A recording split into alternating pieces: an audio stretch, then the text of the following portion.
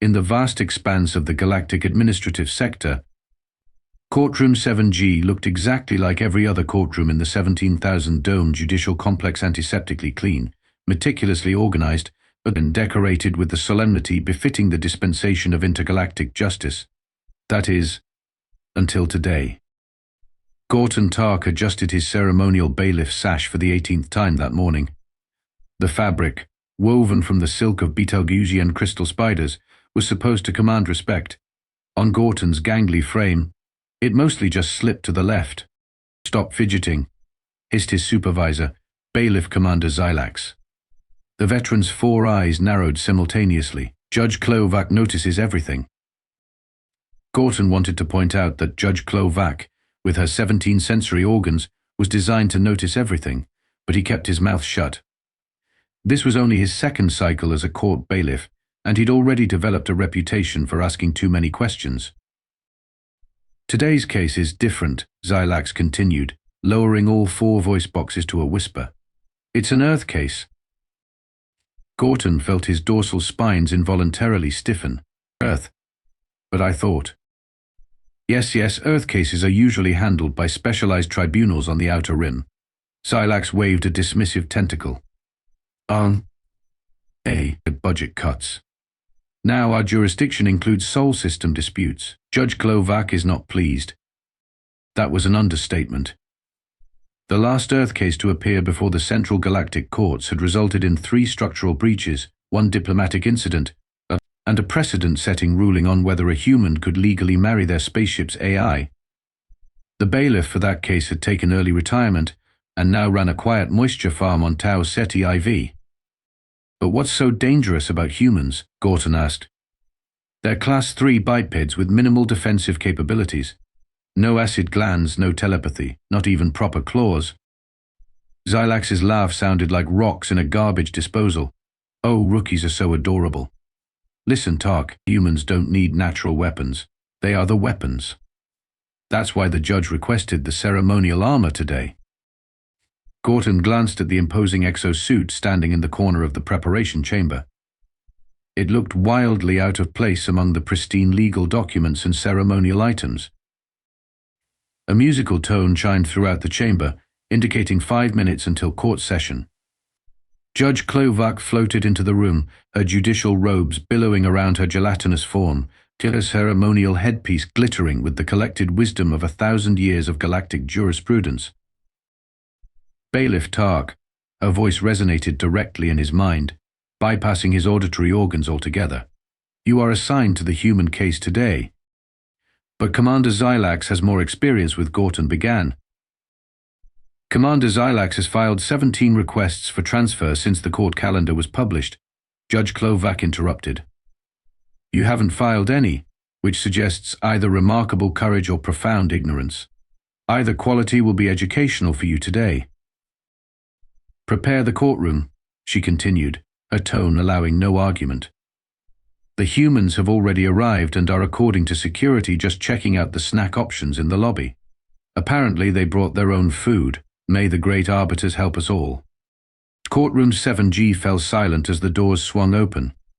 Judge Klovac, now positioned on her hovering bench, gestured with a gelatinous appendage. "Bailiff, present the parties," she intoned. Gorton cleared his throat, all 3 of them.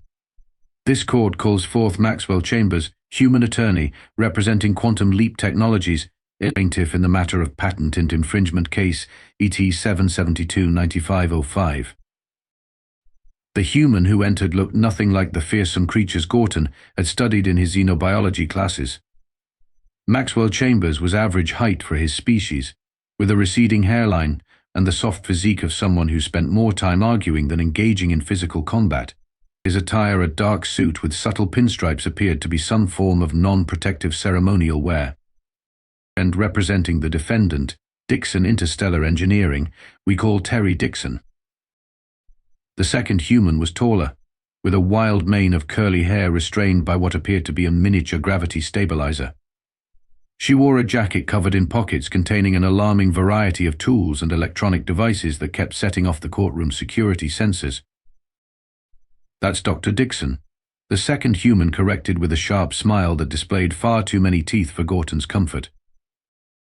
Judge Klovak's central eye stalk quivered slightly. The court acknowledges Dr. Dixon's credentials in human engineering practices. Now, please approach the bench for preliminary matters. As the humans walked forward, Gorton noticed the courtroom staff subtly shifting away. The court recorder, a methane-breathing halaxian, actually engaged its emergency atmosphere bubbler procedure typically reserved for toxic gas leaks. Your Honor, Attorney Chambers began, his voice smoother than a Venusian silk merchant. This case is quite straightforward. My client developed revolutionary quantum entanglement communications technology. Dr. Dixon here stole it, modified it slightly, and is now marketing it as her own invention. That's rich coming from a company that wouldn't recognize actual innovation if it crawled up their corporate headquarters and replaced their outdated fusion reactor, Dr. Dixon retorted. Judge Klovak oozed disapproval. The court reminds both parties that Earth colloquialisms and metaphors are not universally translatable and violate Galactic Judicial Code Section 42, Paragraph B. Please restrict yourselves to standardized legal terminology. Both humans nodded, but Gorton caught them exchanging glances that suggested compliance was temporary at best. From his position beside the judge's bench, Commander Xylax leaned over to whisper, "Watch them carefully. Humans are deceptively calm before they escalate." "What do you mean by escalate?" Gorton whispered back. First cycle, an Earth trade negotiator got into an argument with a Regalian ambassador over the definition of sandwich. 3 diplomatic vessels were destroyed before they reached a compromise definition. Gorton's eyes widened.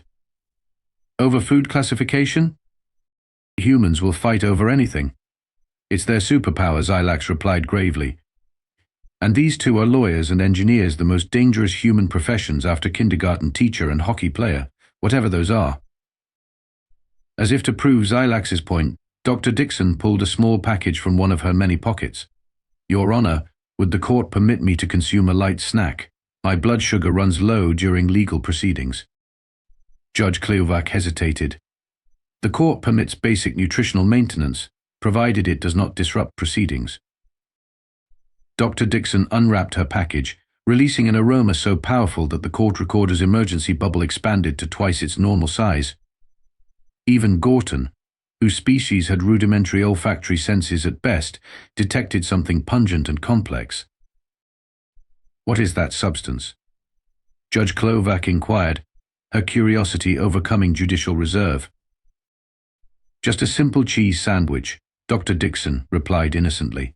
"Specifically blue cheese from Earth, perfectly harmless." "Yes." The court recorder suddenly emitted a high-pitched whistle and collapsed in a puddle of methane-based protoplasm. "Medical emergency." Gorton called out, rushing to assist. "Oh dear," Dr. Dixon said, quickly rewrapping her sandwich. "I forgot some species find dairy products offensive." "Not offensive," Chambers corrected with surprising amusement. "More like chemical warfare." As medical drones hovered in to assist the recorder, Judge Klovak's voice took on a distinctly frosty tone. "This court will take a brief recess while we replace our court recorder. Bailiff Tark, please escort our guests to the waiting area." As Gorton led them out, Commander Xylax caught his arm. "Be careful," the senior bailiff warned, "and whatever you do, don't let them near any technology more advanced than a light switch." "Why not?" "It's just trust me. Humans plus technology equals disaster. It's practically a universal constant." When court reconvened, the new recorder, a silicon-based entity with no sense of smell, was installed, and Judge Klovak appeared determined to proceed with minimal disruption. "The court will now hear opening statements," she announced. "Plaintiff will begin." Maxwell Chambers approached the central presentation area, activating his data tablet with practiced ease. "Your Honor, esteemed members of the court, this case revolves around patent HUE-728 Alpha, filed by my client 3 standard cycles ago. A holographic display materialized above the courtroom floor, showing complex schematics. This innovation represents a breakthrough in quantum entanglement communication allowing instantaneous data transfer across unlimited distances without traditional subspace relays. The judge's central eye focused intently on the display. Continue. My client invested 17 years and billions of credits developing this technology, Chambers went on. Dr. Dixon, while briefly employed as a consultant for my client, had access to proprietary designs which she then copied, made cosmetic changes to, and now claims as her own invention. Dr. Dixon snorted audibly. The defendant will refrain from non-verbal commentary, Judge Klovac warned. Apologies, Your Honor, Dr. Dixon replied without sounding remotely apologetic. But I'm struggling to contain myself when faced with such creative fiction.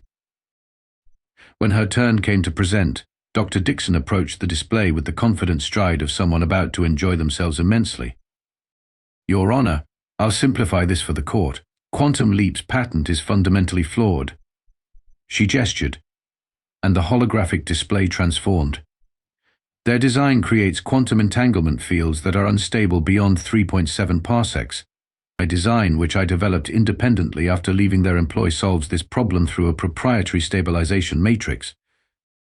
She manipulated the display to show side-by-side comparisons. Even to Gorton's untrained eye, the designs looked similar yet distinctly different. To prove this is entirely my work, Dr. Dixon continued. I've brought a working prototype that demonstrates capabilities beyond anything Quantum Leap has achieved. Chambers jumped to his feet. Objection. There was no disclosure of demonstrative evidence in pre-trial filings. The court is familiar with Earth legal procedures. Counselor, Judge Klovac responded dryly. This is a galactic administrative court. Different rules apply. The demonstration is permitted, provided it is safe.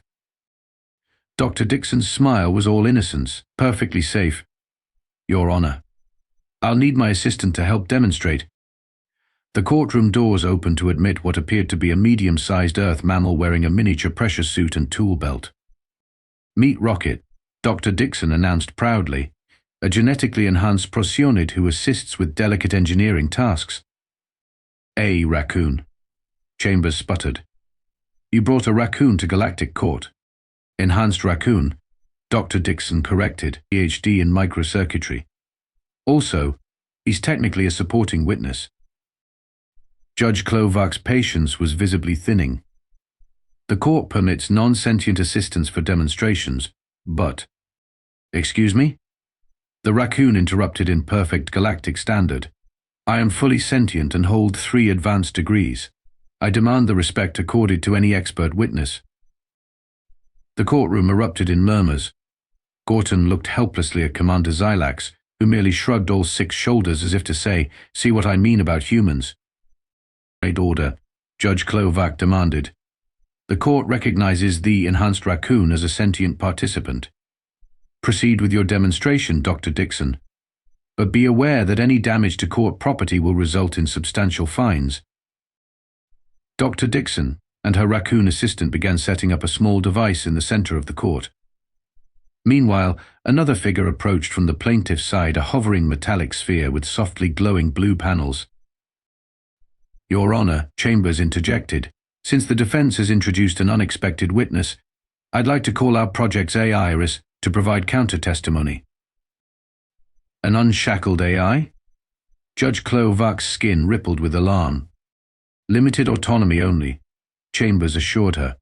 Iris is the operating system that runs our quantum entanglement network. The AI's voice filled the courtroom, melodious and precise. I am programmed to provide accurate technical information about quantum leap systems. I also have extensive records of Dr. Dixon's access to proprietary systems during her employment. Dr. Dixon rolled her eyes dramatically. Great. Now we've got a glorified security camera with an attitude. I am considerably more than the AI began. Enough, Judge Klovac interrupted. This court will hear testimony from both the AI and the enhanced mammal. Let us proceed with the demonstration first. As Dr. Dixon activated her device, a small quantum field began to form above it. This prototype establishes entanglement across unlimited distances without degradation. something Quantum Leap's design fundamentally cannot achieve. The Raccoon rocket adjusted something on the device with surprising dexterity, a current entanglement strength at 99.7% and holding steady, he reported. The AI sphere hovered closer. Analysis indicates the core matrix structure violates 17 principles established in my creator's original design.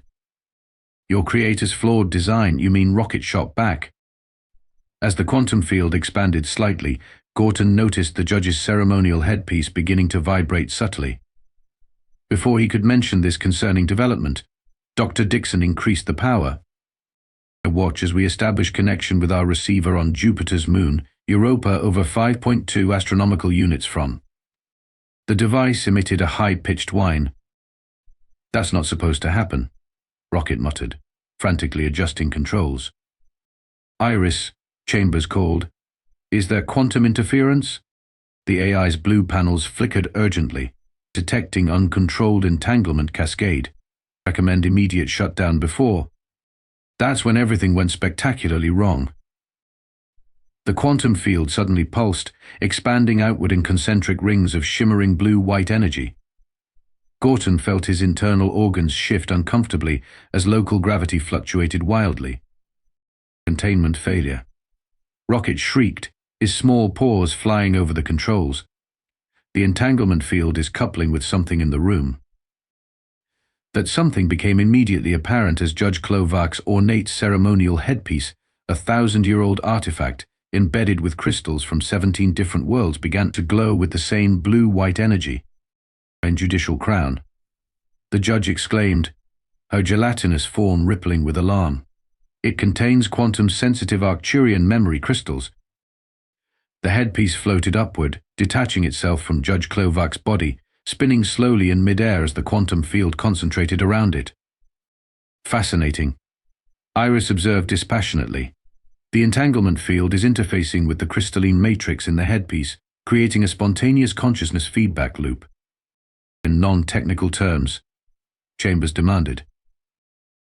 The judge's hat is becoming sentient, Rocket translated, diving for cover. I am not a hat, boomed a new voice that seemed to emanate from the floating headpiece itself. I am the collected wisdom of 1,000 years of judicial proceedings. Judge Klovak oozed righteous fury. Bailiff, secure that device immediately. Gorton hesitated. Looking from the increasingly erratic quantum field to the now sentient headpiece that was beginning to organize the courtroom's loose documents into neat piles through apparent telekinesis. Never mind, the judge amended. Secure the ceremonial armor first. This, at least, made sense to Gorton. He sprinted to the preparation chamber, donned the ancient armor, which felt absurdly heavy but reassuringly solid, and returned to a courtroom in complete disarray. The gravity fluctuations had intensified. 2 junior clerks floated near the ceiling, attempting to paddle through the air toward an exit. The sentient headpiece was now engaged in heated legal debate with Iris about the finer points of patent law, while Rocket had somehow acquired a fire extinguisher twice his size and was attempting to suppress electrical fires erupting from overloaded court systems. In the center of it all, the 2 humans were shouting at each other over the malfunctioning prototype. You calibrated it for Earth-standard quantum fields, Dr. Dixon accused, frantically adjusting settings. Which would have been fine if you hadn't stolen the design. You need to ease, Chambers shot back, attempting to help despite clearly having no idea what he was doing. I improved the design. If you'd just let me access the quantum dampener controls. Absolutely not. The last time you improved something of ours, the lab ended up in a different dimension for 3 days. Commander Zylax grabbed Gorton's armored shoulder. See? This is why Earth cases require specialized training and hazard pay. The sentient headpiece floated between the arguing humans and order in the court. As acting judicial authority in this matter. You are not the judge. Judge Klovak bellowed, stretching upward in a rare display of her species' remarkable elasticity to snatch at her wayward headpiece. The headpiece deftly avoided capture. I contain the judicial wisdom of every case heard in the galactic administrative courts for a millennium. A precedent established in the case of the sentient supernova vs. the collective mind of Betelgeuse 5, I am qualified to. Its legal argument was interrupted when Rocket, having abandoned the fire extinguisher, leaped onto Dr. Dixon's shoulder. The quantum cascade is reaching critical resonance. Without a stabilizer, the entire judicial dome could be transported to the nearest quantum entangled location. Which is? Gorton asked, dreading the answer. Based on the coordinates in the prototype, probably a research lab on Europa. Hope everyone brought their thermal underwear, it's chilly there this time of year. Chambers turned pale. We need to shut it down right now. No kidding, counselor, Dr. Dixon snapped. Got any bright ideas? The emergency shutdown is fried, and the feedback loop is self-sustaining. As panic spread through the courtroom, Gorton watched in astonishment as the two humans' bitter legal opponents moments ago began to work together with surprising efficiency. Iris, calculate the resonant frequency of the quantum field. Chambers called out, shedding his formal jacket to reveal surprisingly muscular arms for an attorney. The AI's panels flashed rapidly. Computing 7.3 terahertz with a variance of plus-minus 0.2. Rocket, we need a counter-resonance generator.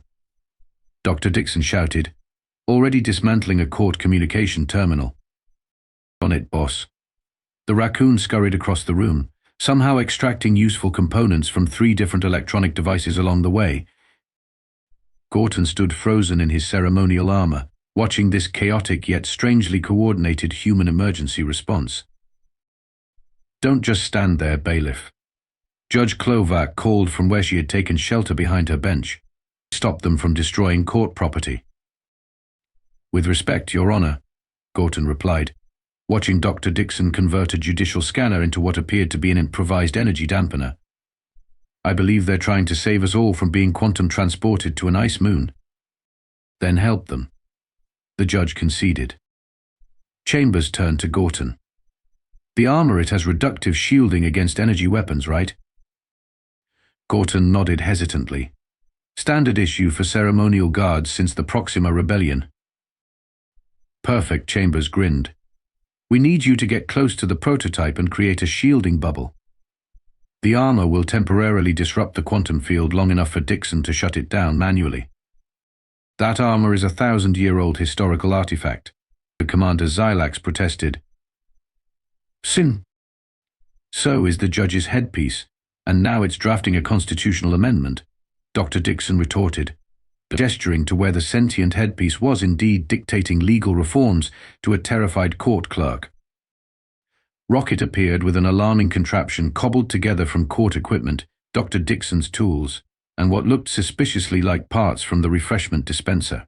A counter-resonance generator ready. The raccoon announced proudly, should disrupt the field for approximately 8 seconds once activated. I'll need at least 12 to sever the primary entanglement, Dr. Dixon frowned. I can boost the effect if I route auxiliary power through my systems, Iris offered, though it may cause temporary disruption to my higher functions. You'd do that? Chambers asked, surprised. Calculating the probability of survival for all court participants without intervention, 37.2%, the AI replied. That outcome is suboptimal. What followed was a masterclass in human crisis management. With Rocket directing, Chambers hooked the AI to the counter-resonance device. Dr. Dixon prepared tools for emergency shutdown, while simultaneously explaining to Gorton exactly how to position himself for maximum shielding effect. The trick, she said, checking his armor's positioning, is to create a quantum shadow between the prototype and the judge's headpiece. To break the connection, and we can shut everything down safely. But won't that damage the headpiece? Gorton asked. Aft. Dr. Dixon's eyes gleamed. That's the brilliant part. We're not breaking the connection, we're redirecting it. To where? She patted the chest plate of his armor. This lovely antique has crystalline matrix shielding not unlike the judge's headpiece.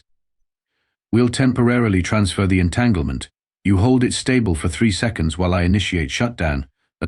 Then Rocket hits the counter-resonance to disperse the field harmlessly. And if it doesn't work? Then we all learn what Jupiter's moon looks like up close, she said cheerfully. Ready? Before Gorton could properly express his profound unreadiness, the humans and their unlikely allies sprang into action. Activating counter-resonance now. Rocket called out. The AI's panels dimmed as it channeled power, transferring auxiliary systems. Resonance pattern established. Field disruption in 3, 2, 1. The shimmering quantum field wavered. Gorton charged forward in his cumbersome armor, positioning himself exactly where Dr. Dixon had indicated. The moment he stepped between the prototype and the headpiece, he felt a bizarre, tingling sensation throughout his body. It's working, Dr. Dixon called, diving toward the prototype with tools ready. The field is transferring to the armor. Hurry. Iris's voice had slowed noticeably, power reserves at 42% and declining. The sentient headpiece seemed to realize what was happening. This constitutes judicial interference. I cite Regulation 7 Alpha of the IA. Its legal protest was cut short as the quantum connection severed, replaced by a new link to Gorton's armor, which began to glow with the same blue-white energy. Oh my, Gorton whispered, as he felt the strange sensation of another consciousness brushing against his own. The collected wisdom of 1,000 years of galactic jurisprudence was suddenly accessible to him, and it was surprisingly opinionated about courtroom procedural matters. Almost there. Dr. Dixon called, making final adjustments to the prototype. Field collapse in 3, 2, 1. Rocket slammed a paw down on his cobbled-together device. Counter-resonance at full power. For one terrifying moment, nothing happened. Then the quantum field surrounding Gorton's armor pulsed once, twice, and finally collapsed with an anticlimactic PFF'd sound. The courtroom fell silent. The floating clerks dropped unceremoniously back to the floor. The judge's headpiece, no longer sentient, clattered to the ground. Iris's panels slowly returned to their normal blue glow. Dr. Dixon picked up her now inert prototype and gave it an affectionate pat. Well, that was exciting. Exciting? Chambers echoed incredulously. You nearly transported an entire galactic courtroom to Europa. But I didn't. She pointed out reasonably. And I think we just proved my quantum entanglement field is significantly more powerful than yours, even if the stability needs work. If by needs work you mean nearly created a sentient uprising of judicial headwear, then yes, I agree. As they bickered, Gorton carefully removed his helmet, still processing the fading echoes of a millennium of legal precedents that had temporarily occupied his mind.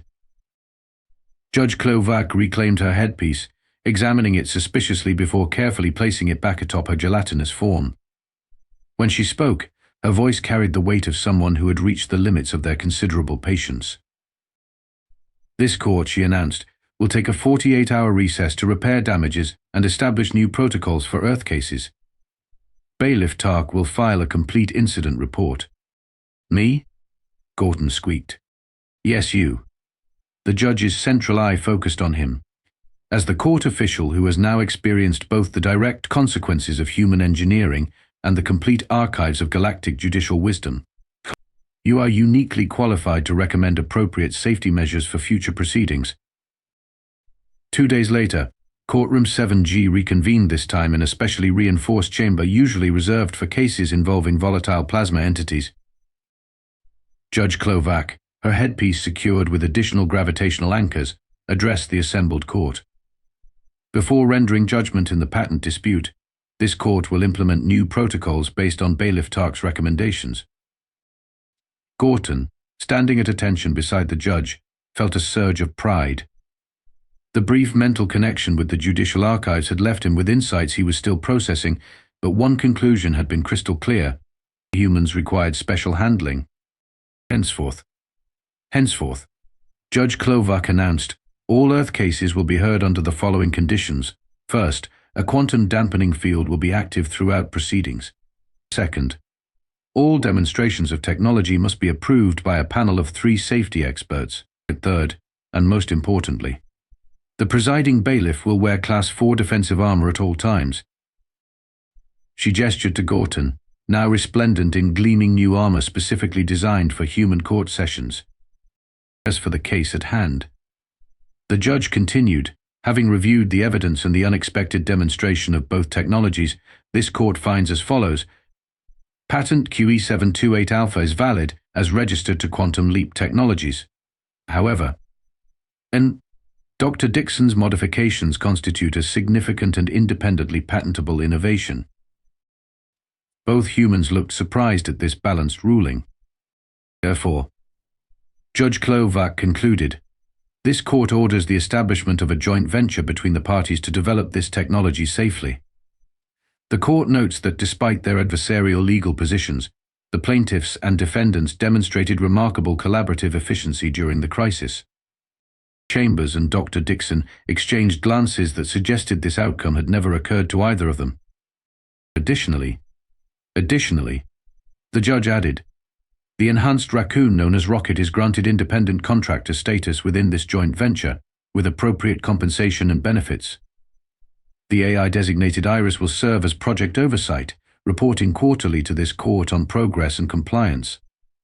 Your Honor, Chambers began, while creative, this solution is not subject to appeal. Judge Klovac interrupted firmly. The court has spoken. As the humans gathered their materials, still processing this unexpected resolution, Commander Xilax approached Gorton. Congratulations on your promotion, Human Specialist Bailiff Tark. The senior officer said, the hazard pay alone should set you up nicely. Hazard pay? Gorton asked. Xilax's multiple eyes blinked in synchronization. Oh yes. Substantial. Did I forget to mention that part? Also, there's another Earth case scheduled next week. Something about a human claiming intellectual property rights over a dance move that accidentally activated a dormant space-time anomaly on Rigel 7. Gorton watched as Dr. Dixon and her raccoon assistant carefully packed away their prototype, while Chambers conferred with his AI about partnership structures. Despite their differences, they were already discussing technical modifications with animated gestures and occasional shared laughter. You know, Gordon said thoughtfully, humans are simultaneously the most terrifying and fascinating species I've ever encountered. That's why the new armor includes built-in stress management pharmaceuticals, Xilax noted. Automatic injection when your vital signs indicate excessive anxiety. As if on cue, Dr. Dixon approached, extending her hand in the human greeting gesture. Bailiff Tark, I wanted to thank you. Without your quick action, we might all be popsicles on Europa right now. Gorton carefully shook her hand, mindful of his armor's enhanced strength settings. It's just performing my duty, he replied formally. Next time, she said with a mischievous grin, I'll bring less dangerous snacks. How do you feel about something called ghost peppers, perfectly harmless to most species? As Dr. Dixon walked away, Gorton turned to Xilax with alarm. Did she say next time? Commander Xilax chuckled. Welcome to Earth specialization, rookie. The armor thickness doubles with every case.